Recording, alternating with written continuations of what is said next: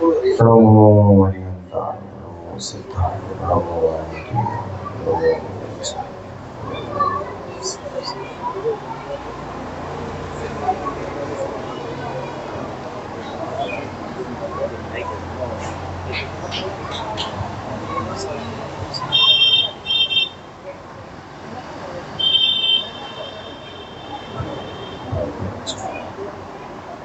मंगलम भगवान विष्णु, मंगलम गौतमोदरी, मंगलम कुंद कुंदाद्यो, जैन धर्मोस्तु मंगलम, सर्वमंगल मांगल्यम, सर्वकल्याणकारिकम,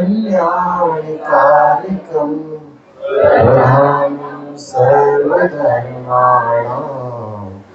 जैनं जयतु शाश्वतं, जैनं जयतु शाश्वतं। उत्तम सत्य धर्म। आज सुबह पूजा की थी उत्तम सत्य धर्म पर। क्या होता है सत्य धर्म? सच बोलना।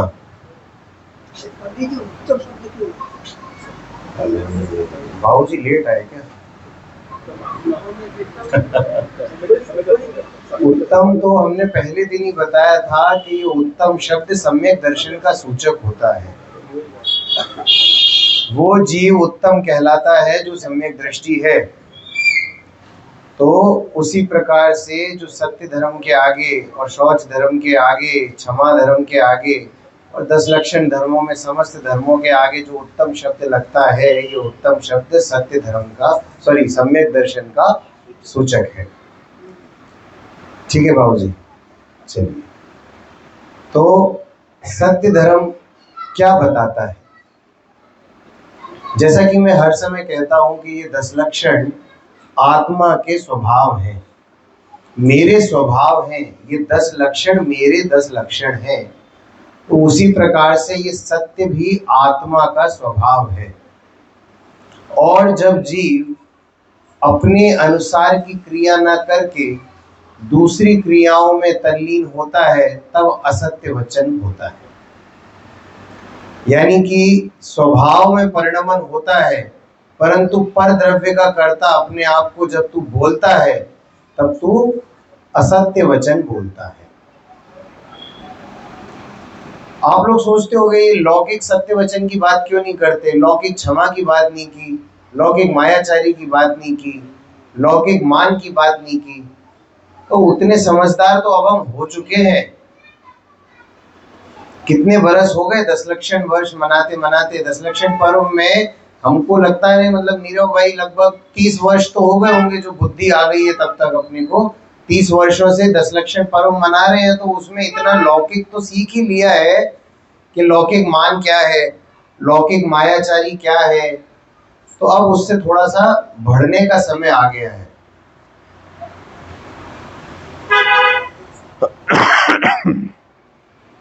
उससे थोड़ा सा आगे बढ़ने का समय आ गया है।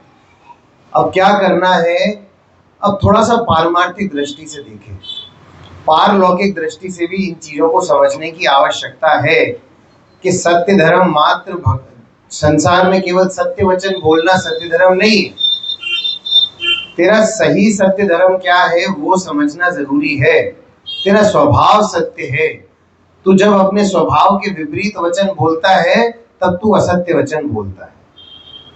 लौकिक सत्य तो हमने आज पूजा में समझ लिया, किन किन चीजों को सत्य बोला जाता है। स्थापना निक्षेप से सत्य होता है, भाव से सत्य होता है, केवल ज्ञान की वाणी में जो आया है वो सत्य है।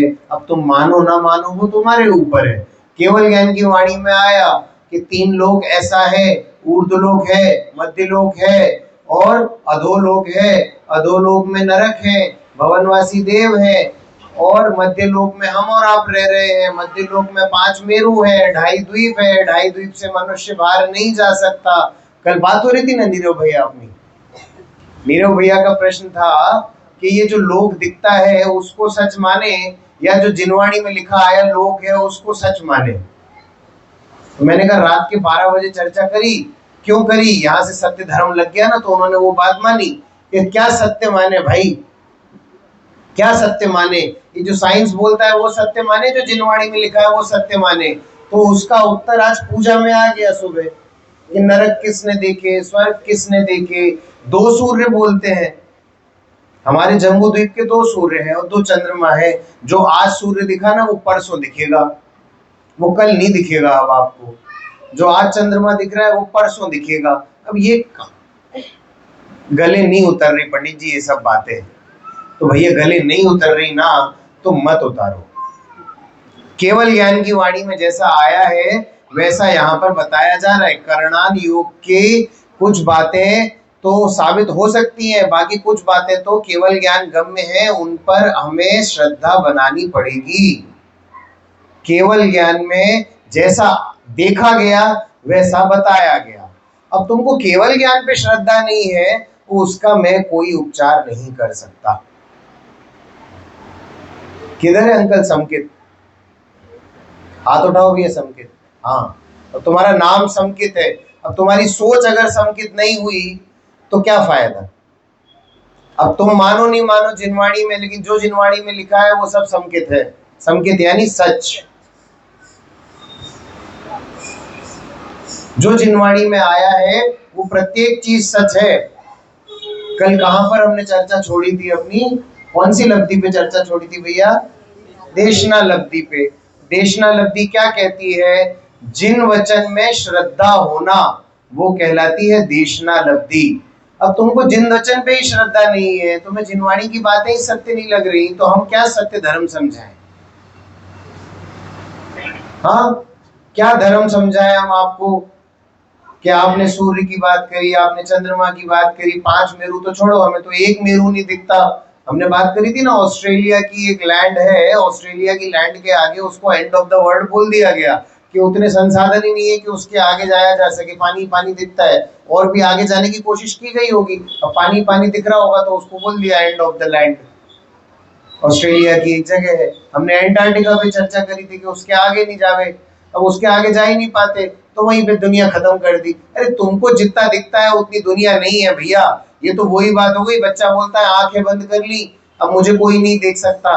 ये इस प्रकार का सच हो गया। ये तो तुम अपनी आंखें बंद करके बैठ जाओ, इसका मतलब ये नहीं है कि संसार में जो बातें सत्य हैं तुम उसे असत्य कहने लगो। ये होता है सत्य धर्म। जिनवाणी को सच मानना सीखो भैया। लौकिक सत्य तो आप बोल लेते हो, लौकिक में आप सत्य भी बोल लेते हो, लौकिक में आप असत्य भी बोल लेते हो। इतनी चतुराई तो अनादिकाल से आ गई है। सुबह बात हुई थी ना भोग बंधन की कथा, तो उसमें ये लौकिक चतुराई तो हमें आती है, कहाँ सच बोलना है, कहाँ झूठ बोलना है। मंदिर आदि में सच बोलना चाहिए, अंदर में मायाचारी करनी चाहिए, ऊपर से तो सच बोलना चाहिए। ये सब बातें हमें आती है। जिनवाणी पर श्रद्धा नहीं होगी ना तो देशना लब्धि प्राप्त होना असंभव है। कल कहाँ बात छोड़ी थी वहीं से वापस चालू करते हैं। आगे की मैं चर्चा नहीं करता, एक आपको बता देता हूं जिन्होंने कल के प्रवचन नहीं सुने होंगे। कल की चर्चा में ये आया था कि क्षयोपशम लब्धि और विशुद्धि लब्धि, इसमें तो जैनाचार आदि पल रहा है। तेरी बुद्धि तत्व को समझने के लिए जागृत हुई है, तो ये तो तुझे क्षयोपशम लब्धि और विशुद्धि लब्धि हो गई। अब आया देशना लब्धि। देशना लब्धि में हमने कल बात की थी कि गुरु से उपदेश सुनो या शास्त्रों से धर्मोपदेश ग्रहण कर, मनन कर और धारण कर, धारणा में रखे इस प्रकार से। और किस किस चीज को ठीक ठीक समझे, 7 तत्वों के स्वरूप को ठीक ठीक समझे, व्यवहार से समझे और निश्चय से समझे। ये दोनों बातें आ गई। उसके बाद हमने कल ये लाइन पढ़ के छोड़ दिया था, चर्चा नहीं करी थी। तो आज हम इस बात पे चर्चा करते हैं। शुद्ध निश्चय न से भले प्रकार जान ले कि मैं आत्मा द्रव्य हूं। अपने आप को आत्मा जान ले। अभी बात हो रही है जान ले, मान ले नहीं बोला। मान लेगा तो सम्यक दर्शन हो जाएगा। अभी तो जानने की बात हो रही है। दृढ़ निश्चय तो हो कि मैं आत्मा हूं। जो कुंद कुंद आचार्य समझा के गए छठी गाथा में, उस बात पे श्रद्धा तो हो कि जो आप बोल रहे हो वो सच है। आप डॉक्टर के सेकंड ओपिनियन क्यों लेते हो? बताओ भाई संकित, तुम बताओ, डॉक्टर का सेकंड ओपिनियन कब लिया जाता है? जब डॉक्टर पे डाउट हो जाए कि यहाँ तो बिल पे बिल फाड़े जा रहे हैं डॉक्टर साहब, और इलाज जो हो रहा है उसमें फायदा दिख नहीं रहा, लेट्स टेक सेकंड ओपिनियन। फिर हम अपनी किसी पहचान के दूसरे डॉक्टर को दिखाते हैं, फिर उनकी बात सुनते हैं, मालूम पड़ता है वहां पर भी अगर सेटिस्फैक्शन नहीं मिला तो लेट्स टेक थर्ड ओपिनियन। ऐसा क्यों होता है? जब आपको उस वचन पे श्रद्धा नहीं होती तो आप सेकंड ऑप्शन ढूंढते हो, सेकंड ओपिनियन लेते हो, है ना? तो उसी प्रकार से क्या बोला कि ऐसा ज्ञान तो कर, ऐसा जान तो ले कि शुद्ध निश्चय से भली प्रकार जान ले कि मैं आत्मा द्रव्य हूं। जब इस बात पे ध्यान आ जाएगा ना कि हाँ मैं आत्मा द्रव्य हूं, ये बात तो पक्की होगी। अब आत्मा कैसा है वो समझते हैं, लेकिन मैं आत्मा हूं ये बात पक्की होगी। इस बारे में मुझे कोई भी अब शंका नहीं रही। तब तो आगे की बात होती है, तब तो जिनवाणी पढ़ना सार्थक है, वरना तो तेरे समस्त वचन असत्य वचन कहलाएंगे जब तक तू जिनवाणी पर श्रद्धा तो रखेगा नहीं। परंतु ये भजन गाएगा, जिनवाणी सुन लो रे ओ भैया, जिनवाणी सुन लो रे, मैं खुद नहीं सुनता मगर तुम सुन लो रे। तो ये असत्य वचन है ना, ये तो असत्य वचन हुआ। जिनवाणी सुन लो रे तब भजन सार्थक होगा जब हम जिनवाणी सुनते हैं और उसको मानते हैं, ये बात जानते हैं कि हाँ मैं आत्मा द्रव्य हूं। आपको पता है उस तोते की कहानी सुनी होगी कि एक तोता बोलता था, उसको बोलना सिखा दिया था उसके मालिक ने। तो उसको क्या बोला था, शिकारी आएगा, दाना डालेगा, जाल बिछाएगा, तुम दाना खाने बैठना नहीं वरना वो तुमको पकड़ ले जाएगा। तो ऐसा उसने सीख लिया। तोता बोलता था, शिकारी आएगा, जाल बिछाएगा, दाना डालेगा, तुम बैठना नहीं, वो पकड़ ले जाएगा। ठीक है, वो जंगल में गया जब तोता घूमने, तो उसने दाना डाला देखा, वो खा लिया उस दाने को और वो जाल में पकड़ गया। अब वो जाल में जब पकड़ गया ना तब भी बोल रहा है, शिकारी आएगा, जाल बिछाएगा, दाना डालेगा, तुम खाना नहीं, वो पकड़ कर ले जाएगा। तो ये स्थिति हमारी और आपकी हो रही है। मैं आत्मा हूं, मैं आत्मा हूं, मैं आत्मा हूं, ये तो मानते हैं, परंतु इस बात को जानते नहीं है ढंग से। ये बोलना सीख लिया, मैं आत्मा हूं, मैं आत्मा हूं। बच्चों को सिखाते नहीं, पोएम सिखाए थे, twinkle twinkle little star how I wonder that you are, उसका मतलब नहीं पता उसको ट्विंकल ट्विंकल लिटिल स्टार का, परंतु सीख लिया है। तो वही हमारी और आपकी चिंतन में बात होती है कि भैया हमने सीख लिया है। गुरुदेव बोल के गए कि तू बना बनाया भगवान है, तो हमने रिंगटोन भी लगा ली, हूँ परमात्मा जू एम नकी कर, रिंगटोन भी लगा ली, परंतु उसको जाना नहीं, उसको माना नहीं। समझते हैं कि नहीं? थोड़ा सा गंभीर बात है, थोड़ा चिंतन का विषय है कि मंदिर का इतना नुकसान कर चुके हैं अपन। भैया नाम क्या है आपका, साथ में गाते हो? परेश भाई,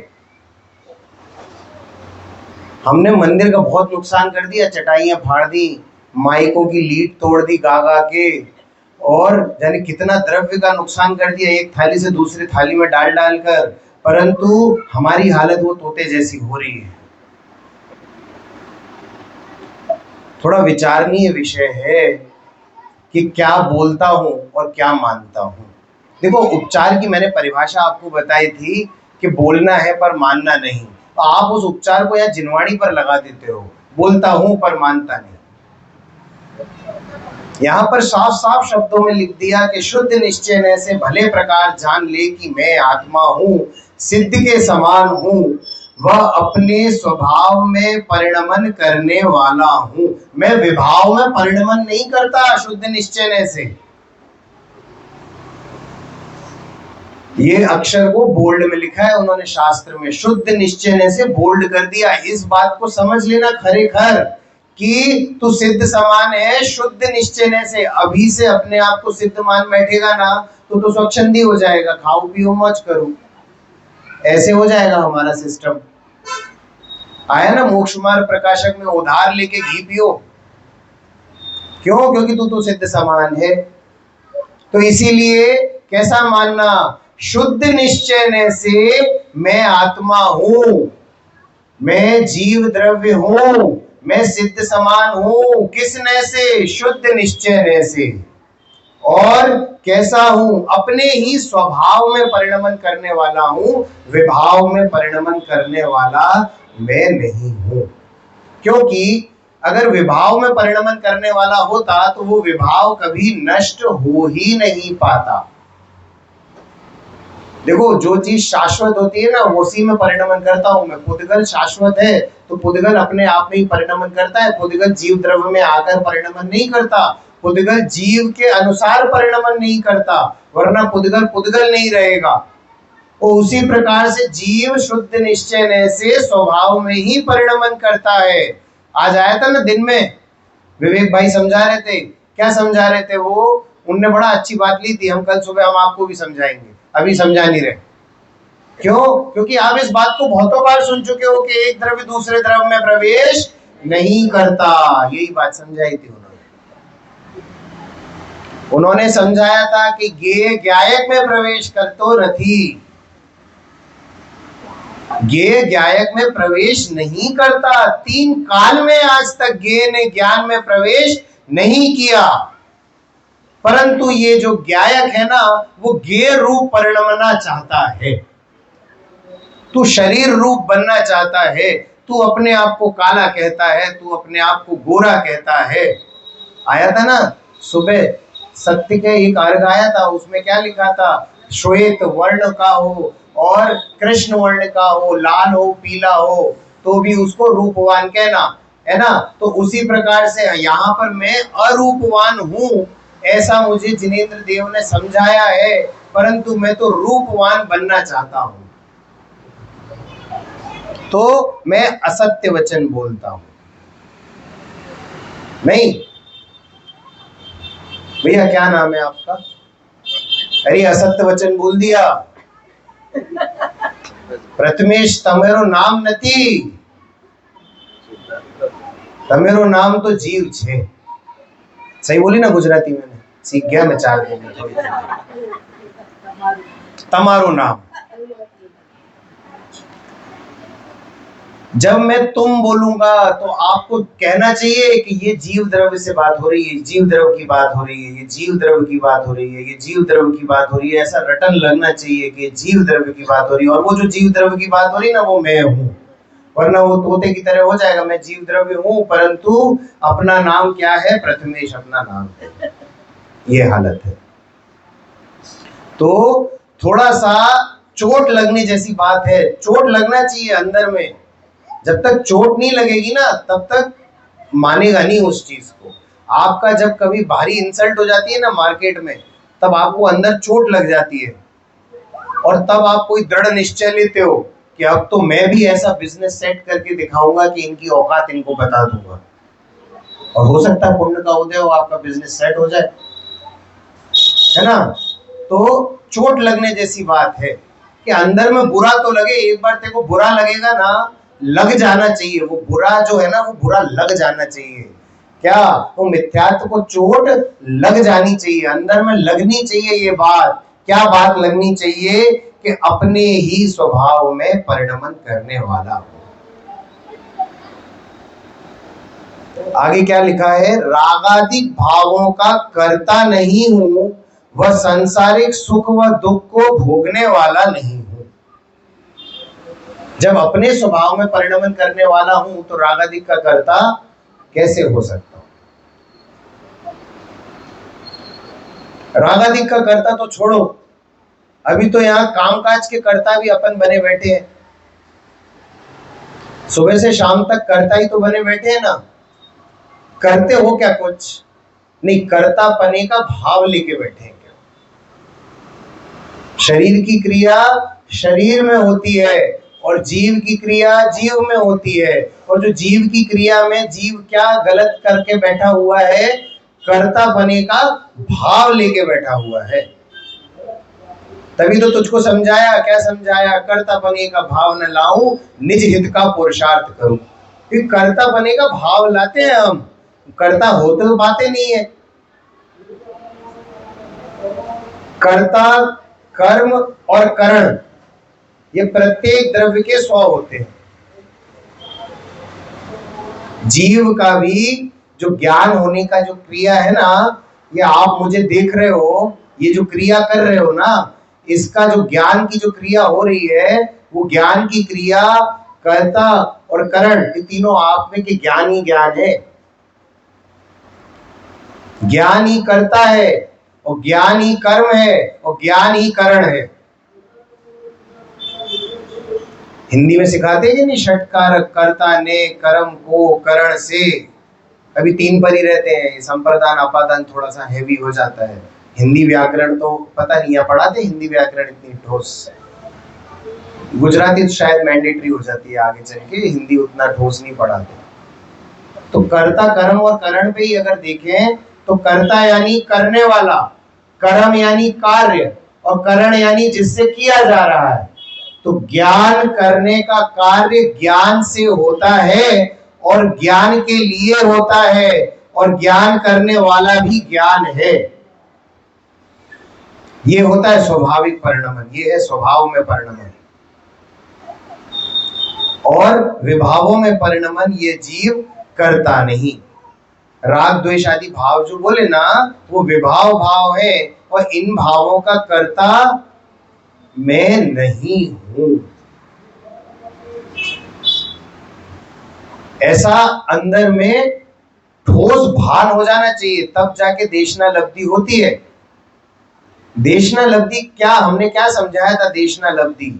ये बात जो जिनवाणी की साची बात है ना, वो अंदर घर कर जाती है, ऐसे ज्ञान पटल पर छप जाती है।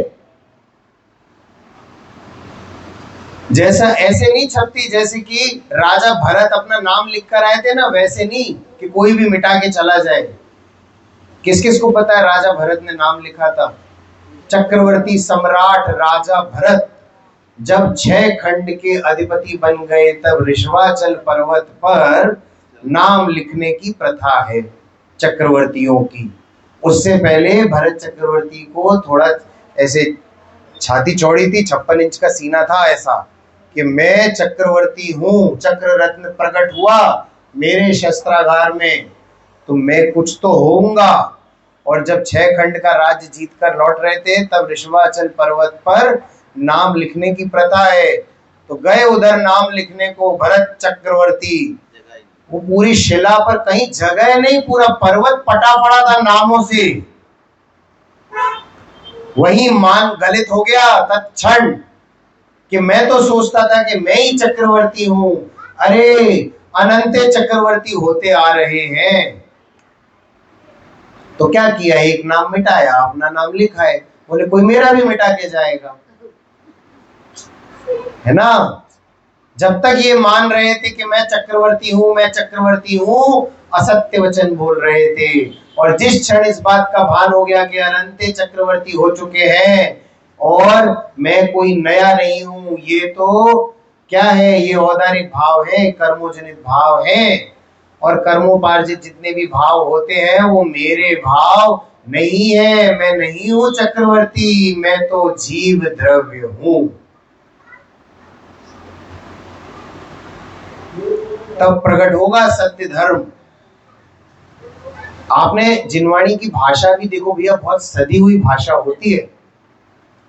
प्रकट हुआ ऐसा लिखते हैं, धर्म प्रकट होते हैं। धर्म ग्रहण नहीं करने, धर्म प्रकट करने हैं। और प्रकट वो चीज होती है जो अंदर में पहले से होती है। सिद्ध अवस्था प्रकट हो गई, सिद्ध अवस्था सिद्ध समान मेरा स्वरूप है ना, तो सिद्ध अवस्था प्रकट हो जाती है। सिद्ध अवस्था कहीं बाहर से नहीं आती। सिद्ध समान सदा रूप मेरो, मेरा सिद्ध समान ही रूप है सदा काल से। और जिस दिन ये औदारिक भाव चले जाएंगे, उस दिन मैं सिद्ध समान दिखने भी लगूंगा। जीव रूपी है कि अरूपी है? आपसे पूछ रहा हूं बहन, अरूपी है, मानते हो? देखो, अरूपी तो हाल बोला, मानते हो? मैं 1 सेकंड लगा कि ऐसे हिलाना है कि ऐसे हिलाना है। अरे जब ये बात अंदर में घर कर जाती है ना, तब 1 सेकंड भी नहीं लगता रिस्पॉन्स करने में। संकेत किसका नाम है? तुरंत अंदर ही अंदर देखो उचक गए हुए मिनट। क्यों? क्योंकि अंदर घर की हुई है ये बात कि संकेत किसका नाम है।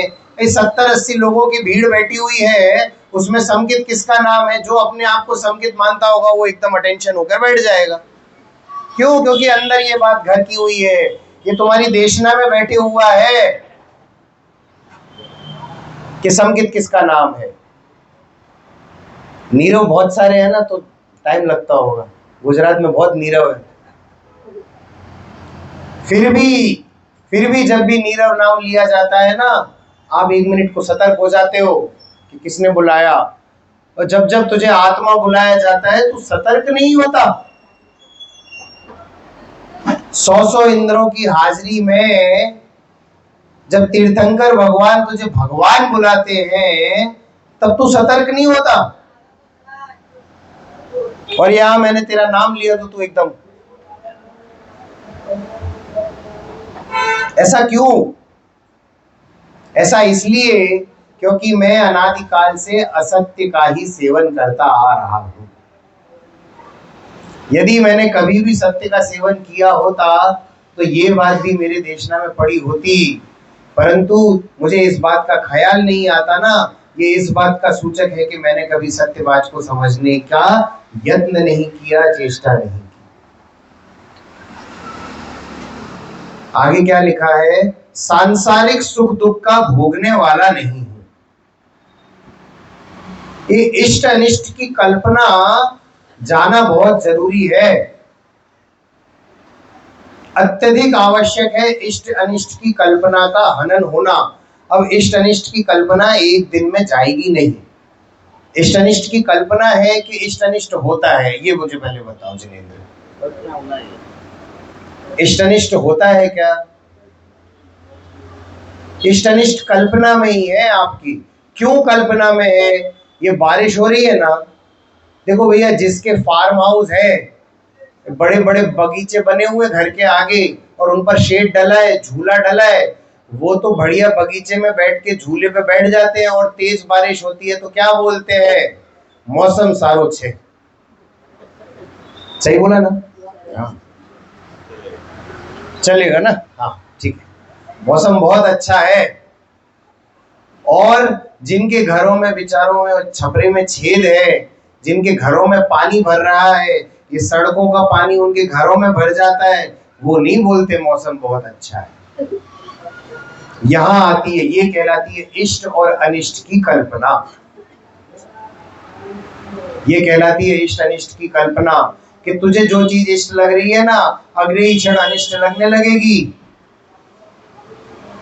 आज उपवास किया होगा काफी लोगों ने, तो कल पारणा करेंगे, और जब कल पारणा करेंगे तो हो सकता है कोई अच्छी चीज खाएं, और जितनी देर तक वो अच्छी चीज पेट में रुचेगी तब तक तो वो लगेगी इष्ट, और उसके बाद क्या लगने लगेगी? अनिष्ट।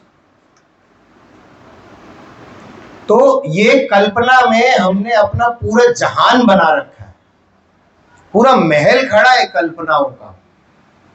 कहते हैं ना ख्याली पुलाव, तो ये होते हैं ख्याली पुलाव कि आपके ख्यालों में आप कुछ भी मंथन करते रहो, कोई मतलब का नहीं है कि ये कपड़ा अच्छा है, ऐसा कपड़ा पहन के जाऊंगा मंदिर में तो सब लोग मुझे धर्मात्मा समझेंगे।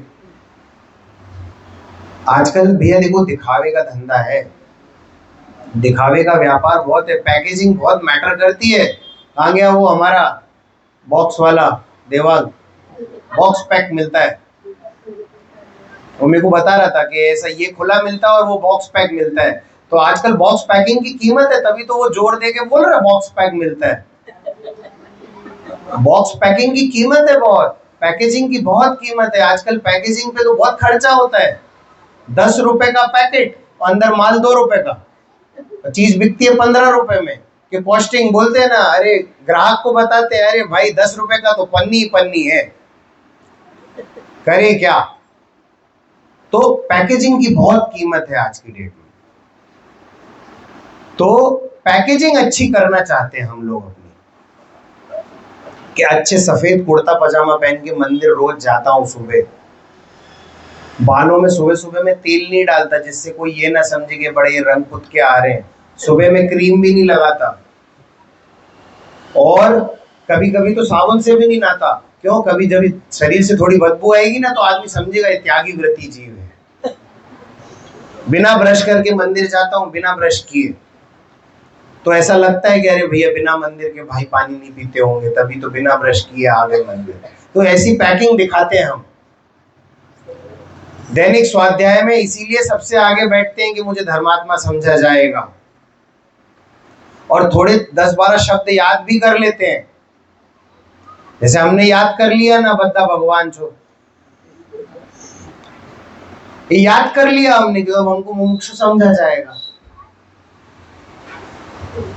और जहां पर क्या, जहां गुजराती भाषा ज्यादा समझी नहीं जाती ना, और उधर कोई गुजराती बोल दे, धार्मिक क्षेत्र में थोड़ी गुजराती बोल दे, वो तो डिक्लेयर हो गया मुमुक्षु है ये जीव, कि धार्मिक बातें गुजराती में कर रहा है, इसका मतलब सोनगढ़ होकर आया है, इसका मतलब ये जीव तो मुमुक्षु है।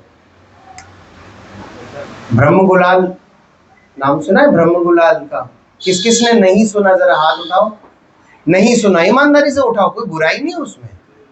आत्मा की बात भी तो पहली बार सुनी थी ना, उसमें क्या शर्माना। तो ब्रह्म गुलाल एक नाटककार थे, बहरूपीय थे।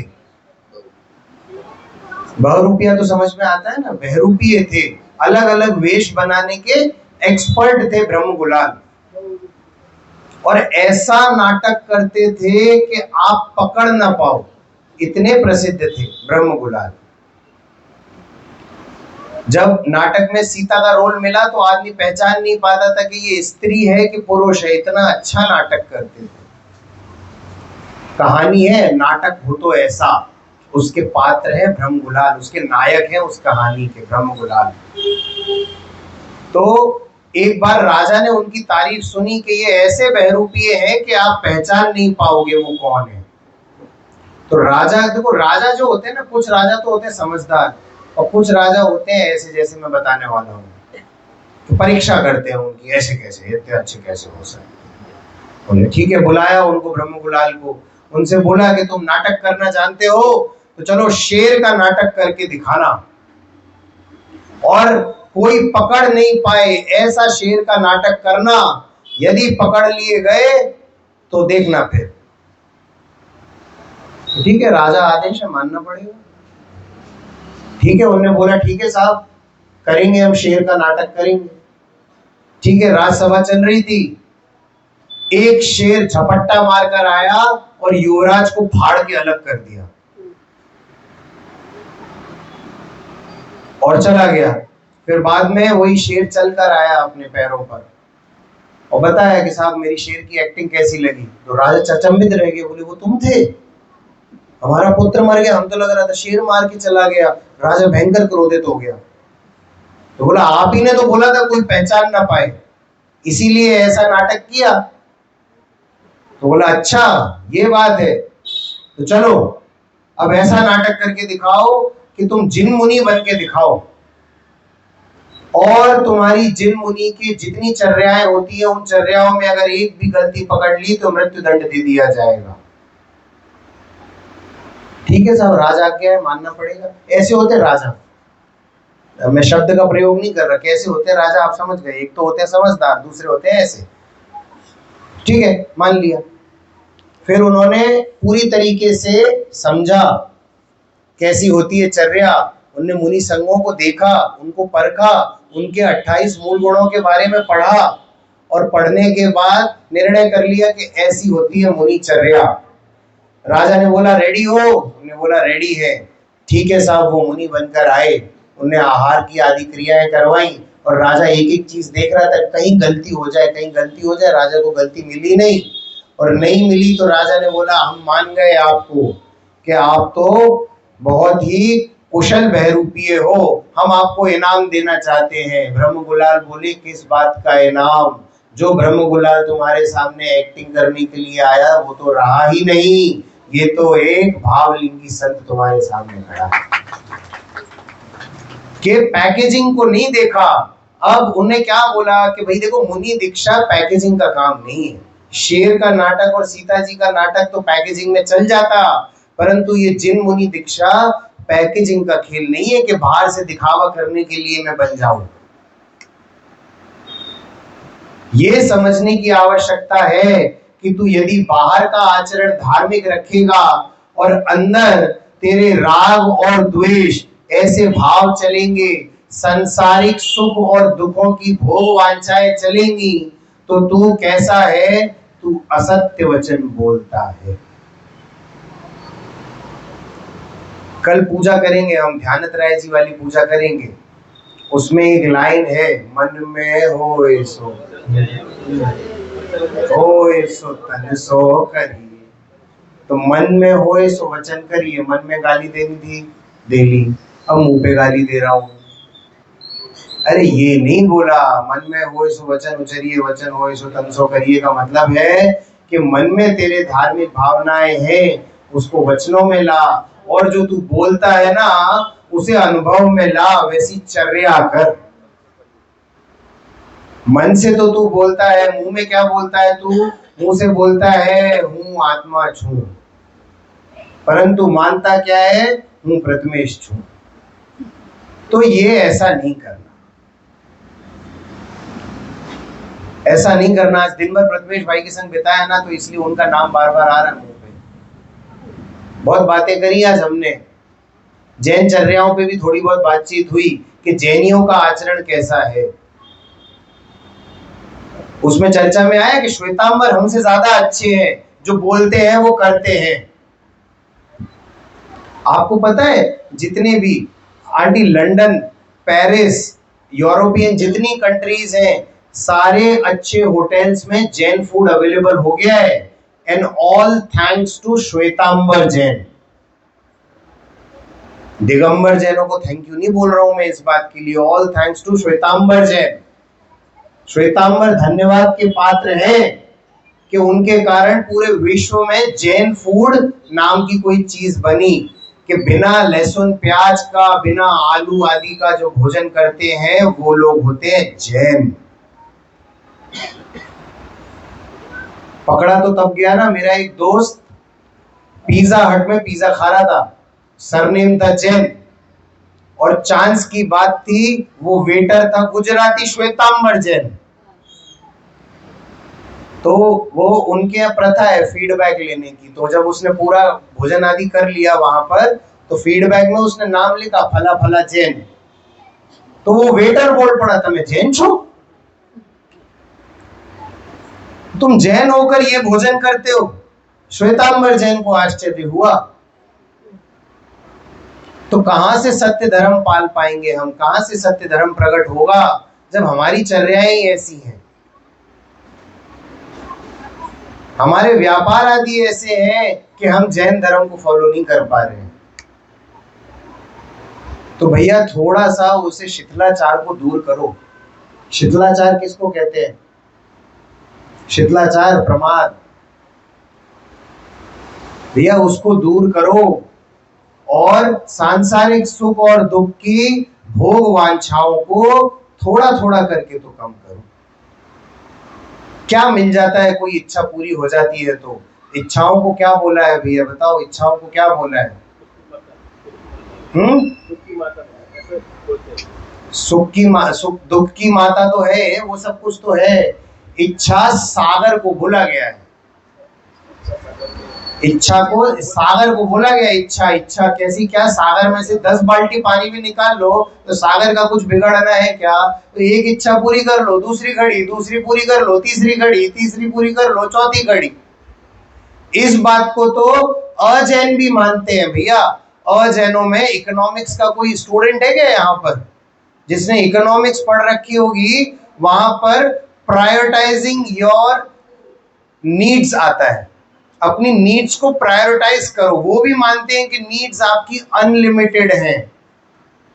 अनलिमिटेड नीड्स होती हैं, उन नीड्स को प्रायोरिटाइज करो। सबसे पहले कौन सी नीड पूरी होनी चाहिए, फिर कौन सी नीड पूरी होनी चाहिए, ऐसा इकोनॉमिक्स में पढ़ाते हैं।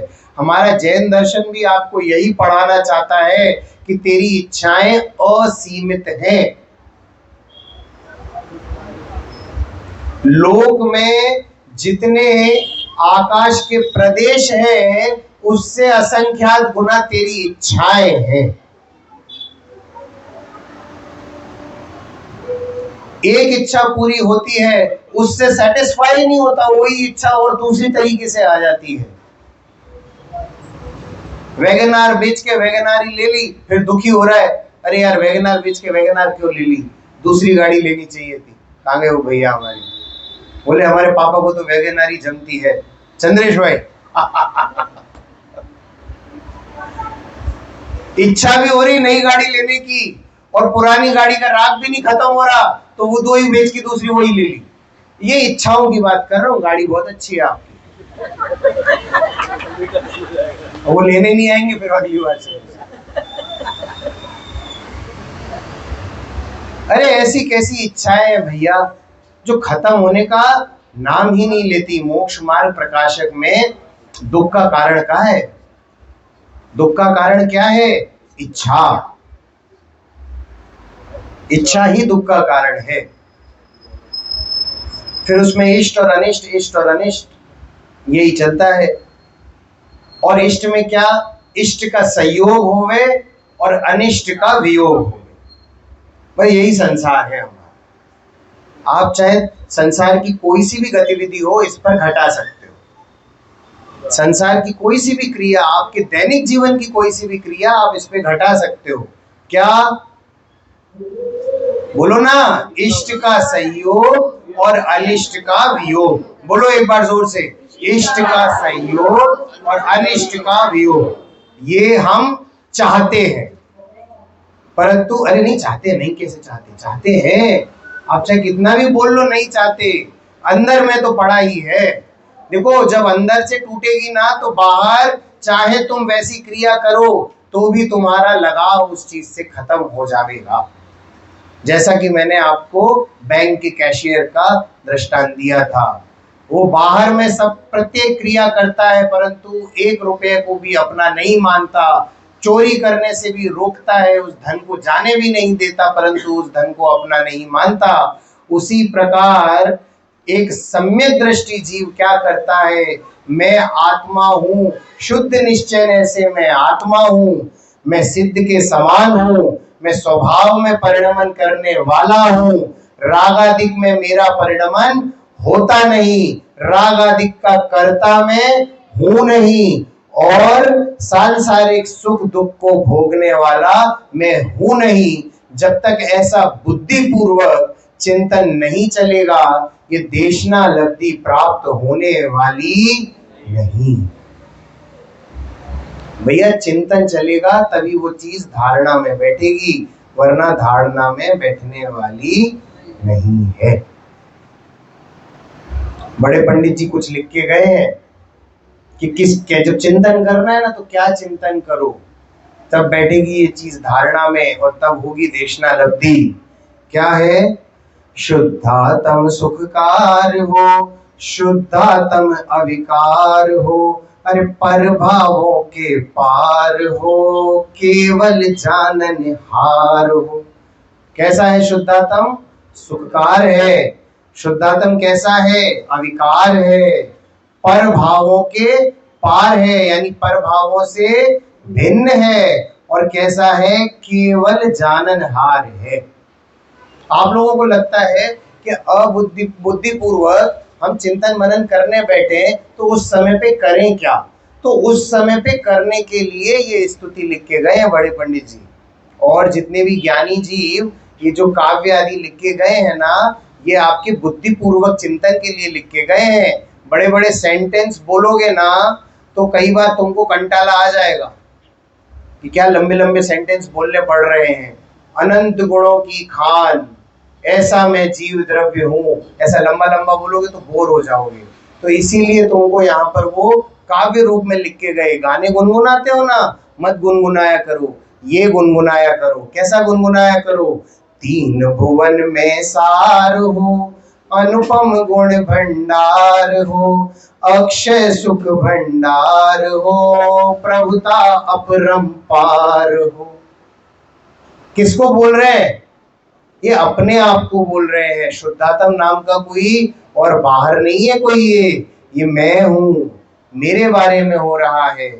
क्या बोलते हैं आगे? नहीं मोक्ष संसार हो, नहीं विकल्प लगार हो। न मोक्ष हो न संसार हो। शुद्ध निश्चय से बात कर रहे हैं ना हम, तो शुद्ध निश्चय से तो मोक्ष भी मैं नहीं हूं और संसार भी मैं नहीं हूं। मैं तो हूं अपने में स्वयं पूर्ण। मुझे मोक्ष की वांछा भी नहीं है। क्या बोला आगे? गुण भेदों के पार हो, नए पक्षों के पार हो। गुण भेदों से भी पार हो और नए पक्ष से भी पार हो। जब शुद्ध निश्चय, परम शुद्ध निश्चय की जब बात आती है तो कोई और नए लगाने लायक होता नहीं। फिर शुद्ध परम शुद्ध निश्चय ने ही परम सत्य है ना। आगे क्या बोलते हैं? ज्ञान रूप अविकार हो, ध्रुव स्वरूप सुखकार हो। जब किसी की समाधि कराने जाओ ना, जब आपको पता हो कि कोई जीव मरणासन है, अब ये आगे जिएंगे नहीं, तो उनको ये सुनाया करो, भैया तुम ध्रुव हो, तुम सुखरूप हो, और यहां से कपड़े बदलकर दूसरी जगह कपड़े पहनने जा रहे हो। ये बात समझ में आती है कि नहीं? कि ये तन छोड़ेगा, दूसरा तन धारण करेगा। इससे भी पहले तूने असंख्यात तन धारण किए, अनंत तन धारण किए, तू कभी उस तन रूप हुआ नहीं, तन के नाश से तेरा नाश हुआ नहीं। ये बात समझाना। और क्या बोलना? महिमा सहज अपार हो, ध्यावो मंगलकार हो, तजो मोह दुखकार हो। किसको किसको दुखहार बोला? मोह को दुखहार बोला। तो उस मोह को तज दो भैया, और पंच प्रपंच निस्सार हो। कौन से पंच प्रपंच है ये जो पंच परावर्तन है ना, इसका निसार हो, ये खत्म हो सब। ऐसी भावना भाना, बुद्धि पूर्वक भाना। और अंत में क्या बोलते हैं? भजो समय का सार हो, साचा तारणहार हो, शुद्धात्म सुखकार हो, अरे शुद्धात्म अविकार हो। एक बार आप सभी लोग मिलकर बोलो, शुद्धात्म सुखकार हो, शुद्धात्म अविकार हो, शुद्धात्म सुखकार हो, शुद्धात्म अविकार हो। इसी प्रकार से ये शुद्धात्म पर हमारी श्रद्धा दृढ़ होवे, यही मंगल भावना से अभी की बात को विराम देते हैं।